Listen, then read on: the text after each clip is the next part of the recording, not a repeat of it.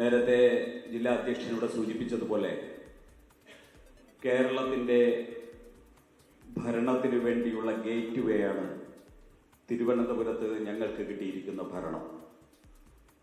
ഈ ഭരണം കാര്യക്ഷമമായിട്ട് മുന്നോട്ട് കൊണ്ടുപോകാൻ സമഗ്രമായിട്ടുള്ള ചർച്ചകളും പദ്ധതികൾക്കും ശേഷം ഞങ്ങൾ ഇന്ത്യയിലെ തന്നെ ഒരു മാതൃകാ നഗരമായിട്ട് ഈ തിരുവനന്തപുരം നഗരത്തെ മാറ്റിയെടുക്കും.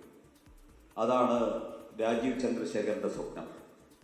അതിനുള്ള പിന്തുണയാണ് നരേന്ദ്രമോദി ഈ രാജ്യത്തിൻ്റെ പ്രധാനമന്ത്രി നമുക്ക് നൽകിയിരിക്കുന്നത്. ആ സ്വപ്നം സാക്ഷാത്കരിക്കാൻ ഈ തിരുവനന്തപുരത്ത് കർമ്മനിരതരായിട്ടുള്ള 50 കൗൺസിലർമാരുണ്ട്. 50 പേരും ഇവിടെ മേയറാകാനും ഡെപ്യൂട്ടി മേയറാകാനും എല്ലാം യോഗ്യതയുള്ള ആൾക്കാരെയാണ് ഞങ്ങൾ നിർത്തിയ 101 സ്ഥാനാർത്ഥികൾ. അതിൽ 50 പേർ തിരഞ്ഞെടുക്കപ്പെട്ടു. ആ തിരഞ്ഞെടുക്കപ്പെട്ടവരിൽ നിന്ന് 2 പേർക്ക് മാത്രമാണ് മേയറും അതോടൊപ്പം തന്നെ ഡെപ്യൂട്ടി മേയറുമാകാൻ സാധിക്കുക.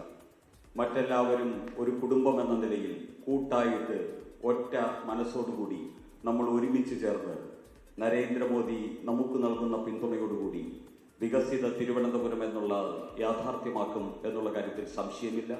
അതാണ് നമ്മളുടെ സംസ്കാരം. അതാണ് 1951 മുതൽ ജനസംഘത്തിൻ്റെ കാലഘട്ടം മുതൽ 2025 ഇന്ന് ഇവിടെ നിൽക്കുമ്പോൾ പിന്നിട്ട 75 വർഷം ഒരു വലിയ ആദർശത്തിനു വേണ്ടി ത്യാഗനിർഭരമായിട്ട് പ്രവർത്തിച്ച് പാർട്ടിയെ ഒറ്റക്കെട്ടായിട്ട് കാത്തുസൂക്ഷിച്ച ലക്ഷോപലക്ഷം വരുന്ന പ്രവർത്തകരുടെ ഒരു വലിയ പാരമ്പര്യത്തിൻ്റെ നേരവകാശികളാണ് ഭാരതീയ ജനതാ പാർട്ടിയുടെ നമ്മൾ ഓരോരുത്തരും. ആ പാരമ്പര്യം കൈമുതലാക്കിക്കൊണ്ട് ഈ തിരുവനന്തപുരം നഗരസഭ ഉൾപ്പെടെ തിരുവനന്തപുരം നഗരസഭയിലും അതോടൊപ്പം തന്നെ BJPക്ക് ഭരണമുള്ള 2 നഗരസഭകൾ തൃപ്പൂണിത്തുറയും പാലക്കാടും ഉൾപ്പെടെയുള്ള നഗരസഭകളിൽ സ്ഥാനാർത്ഥികളായിട്ട് മേയർ, ഡെപ്യൂട്ടി മേയർ, അതോടൊപ്പം തന്നെ ചെയർമാൻ, വൈസ് ചെയർപേഴ്സൺ സ്ഥാനങ്ങളെ സംബന്ധിച്ച് പാർട്ടിയുടെ സംസ്ഥാന അധ്യക്ഷൻ തീരുമാനമെടുത്തു.